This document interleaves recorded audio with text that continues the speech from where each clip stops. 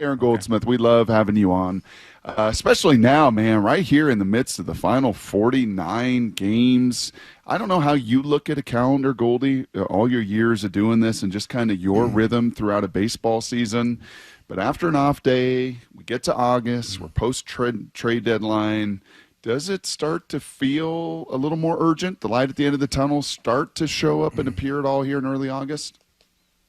Oh yeah, there's no doubt. I mean, I think the way the baseball calendar is set up, it really after you come out of the All-Star break, especially this year, it felt like the break was so late, so many games before the All-Star break. Once you come out of that week-long hibernation, it's pretty much pedal to the metal at that point for every team, especially with a deadline that approached so quickly after the All-Star break. So now that the Mariners now know what their team will look like for the rest of the season, I think it is the ultimate go time for the M's, especially where they are in the standings and trying to track down a really banged up Astros team, obviously. So yeah, it definitely feels like every game feels significantly more meaningful, even though we know it's not mathematically, but it feels like it is now compared to 2 months ago.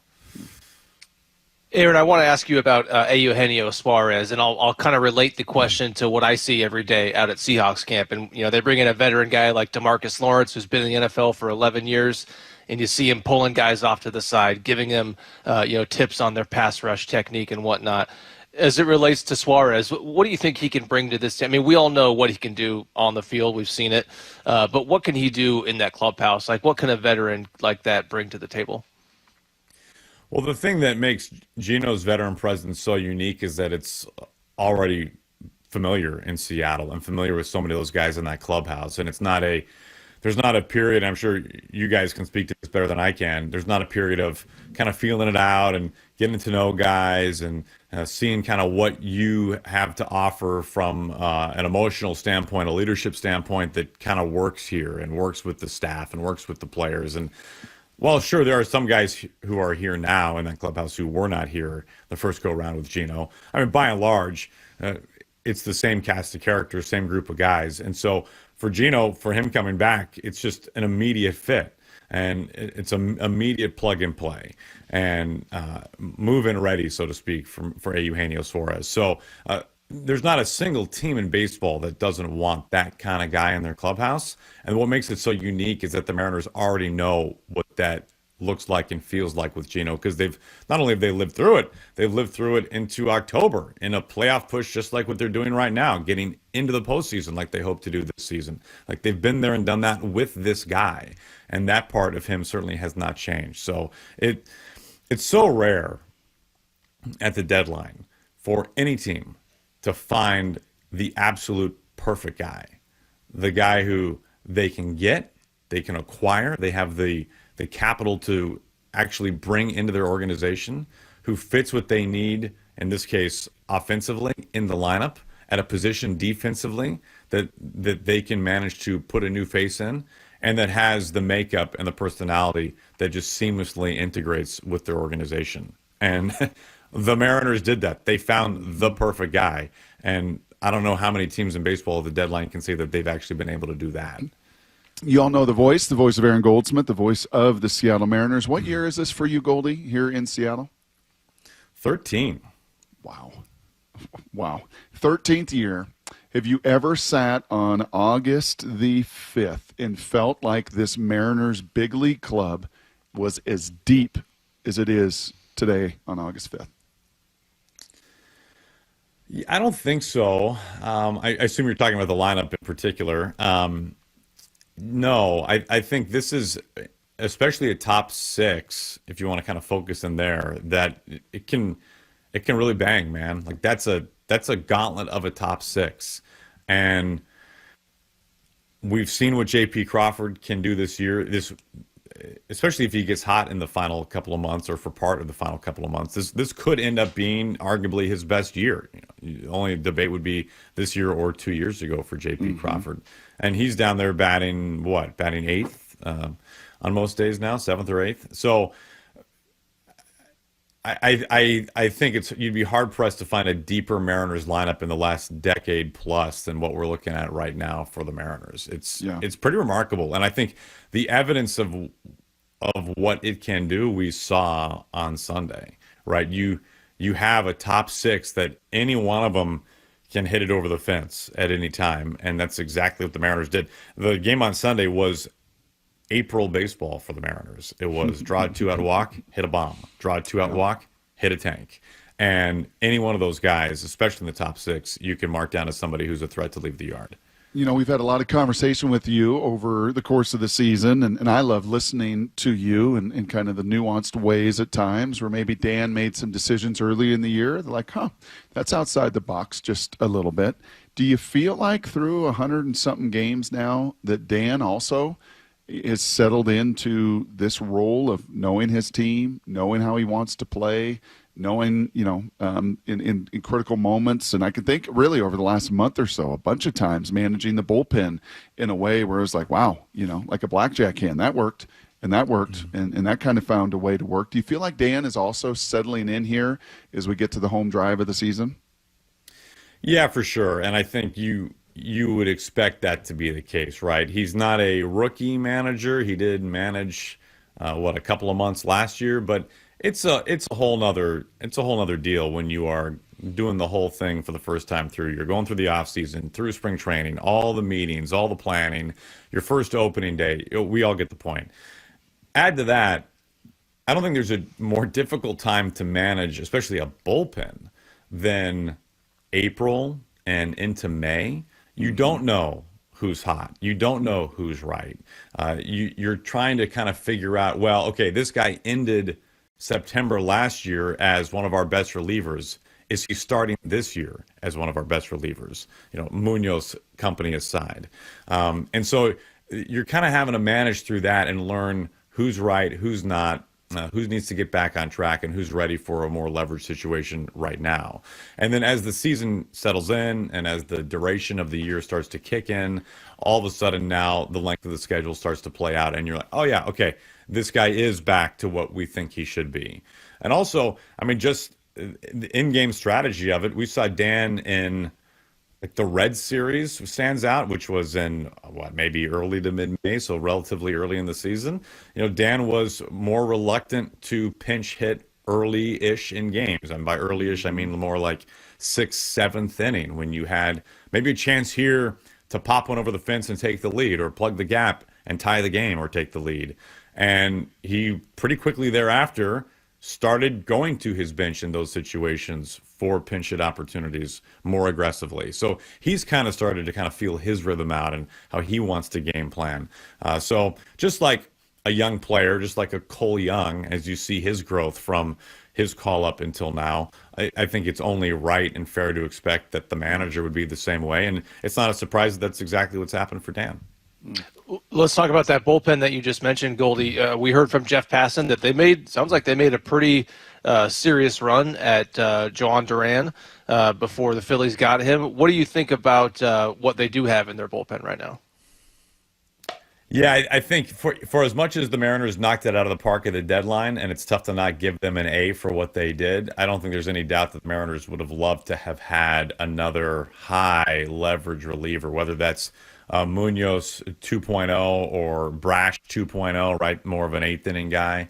But we have seen the fruits already of having a second lefty in Caleb Ferguson. The Mariners are in a spot where can they find a way to get Carlos Vargas back to the Carlos Vargas we saw in, I don't know what that was, back half of May, June, somewhere along that line.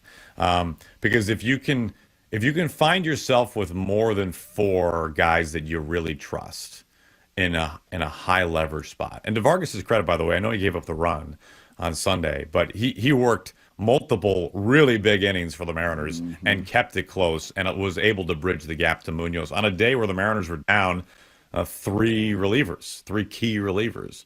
But if you can have Munoz and Brash as your automatic back end, you know that you have Spire, who you can face righties with, but he's obviously a death march for a lefty, right? Bizzardo has kind of taken over into a leverage position for the Mariners these days, which has been nice to see. He is really, speaking of growth, he has grown a ton since the beginning of the season. Yeah. It's been pretty amazing. And that's what you need, right? You need a guy like that to pop. If you can find a way to kind of get Vargas back into that fold, where you can have him pitching leverage innings in the seventh if need be. The Mariners can have, a back four plus Ferguson who you can match up with a lefty and save Spire for a seventh inning lefty or an eighth inning lefty, as opposed to having to burn Spire in the sixth, right? I mean, that's why Ferguson's addition is so big for the Mariners. What does an August off day for Goldie look like compared to an April or May off day? And maybe not just for Goldie. What about Gary? What about Ricky? What about the Mariners guys? Titus asked me that yesterday. He's like, what do the guys do on an August off day? Gary is enjoying the clouds at Cannon Beach right now. So Gary's got a little time off, a little August time off. He's got 4 days off now with the out day yesterday. So forget that guy. Yesterday should have been a paddleboard day, but I did not time up our 90 minutes of sunlight to get that perfect. So I hung out a little bit with Hyphen yesterday. He had the Brian Wu pitching camp in Bellevue, so I took my oldest over there. So my 10-year-old's now throwing 96 with a low slot, which is pretty sick. Love that. Love it. Thank you, Hyphen. Thank you, Brian Wu, as well. No Costco yesterday. Cleaned the garage a little bit.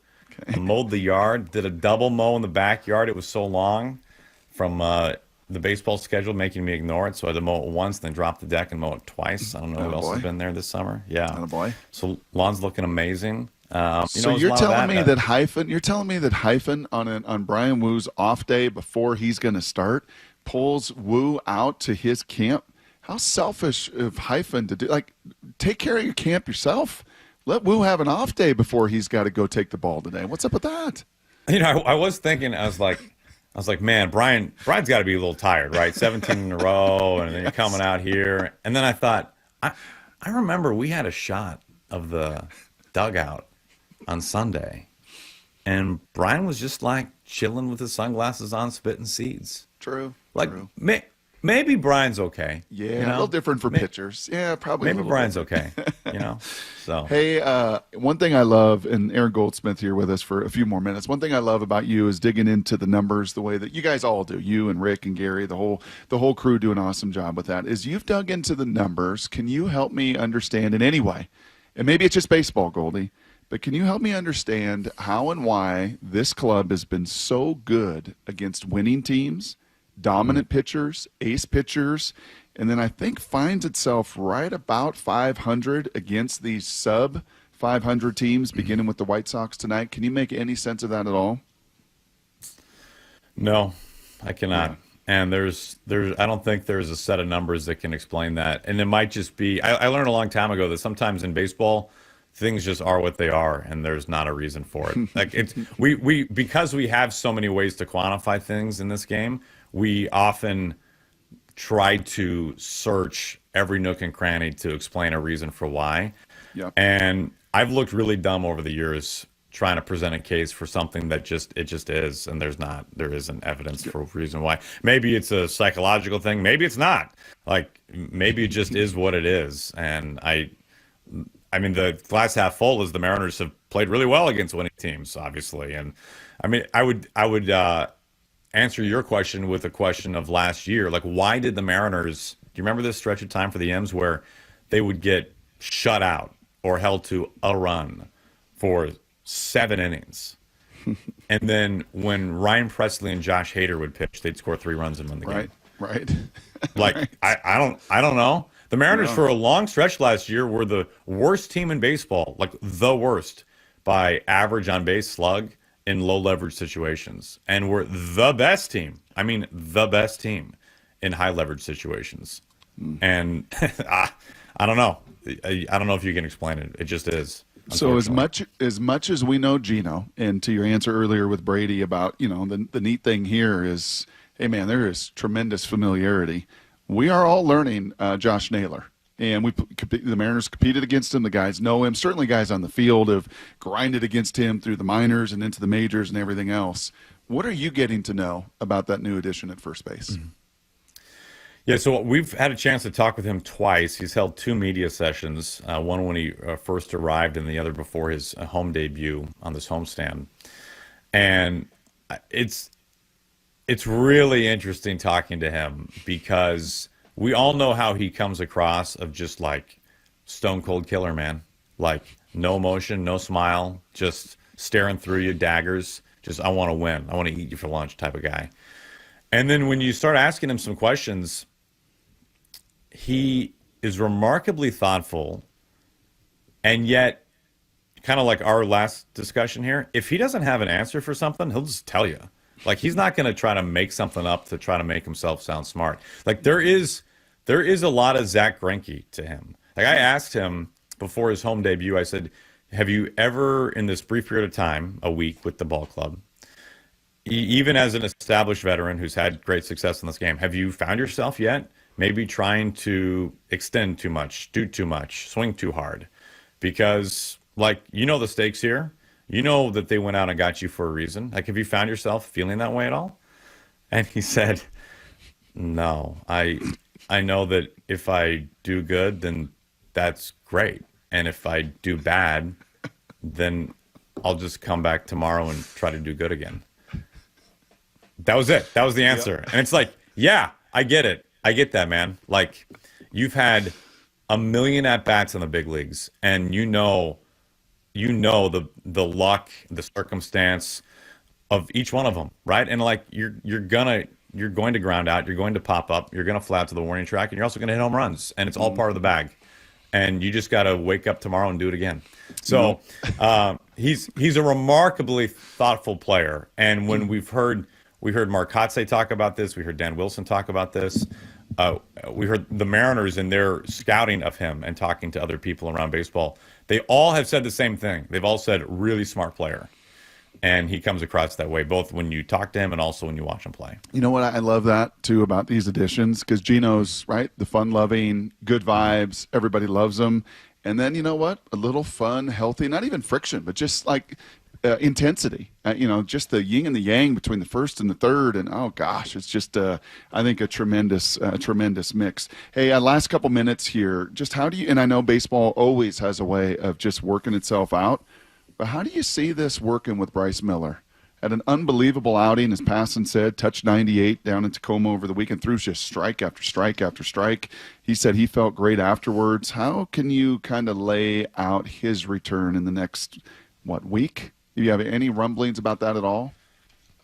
Well, there's no doubt the Mariners will insert him back into the rotation as soon as possible, right? Mm-hmm. This was a guy who was one of truly the most dominant starting pitchers in the second half of last season, and not just the second half. He was just one of the best starting pitchers in baseball last year.